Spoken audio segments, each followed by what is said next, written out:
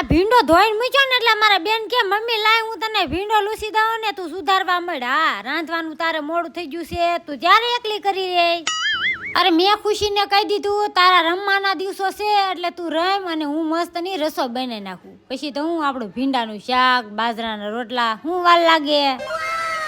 12:30 થયા એટલે આ બે જમવા આવી ગયા. નરેશ કે આ બંધુ કોણ લાવ્યું? આ જો ખુશીને ઈનામાંથી બંધુ નીકળી. પછી હું ભાઈ સીધો ખાઈને શેટીએ અને રોંઢા પડતા પડતા અમે સીધા ગાયત્રીમાં. અરે એકલી ગાયત્રીમાં મજા ન આવે એટલે મેં મારા નણંદને ને ભાણકીને બેયને લઈ લીધા. આણે જો ચાલુ કરી દીધું ખરીદી કરવાનું. હું લઉં ન લઉં પણ આ બેને બધું લેવરાવાનું છે.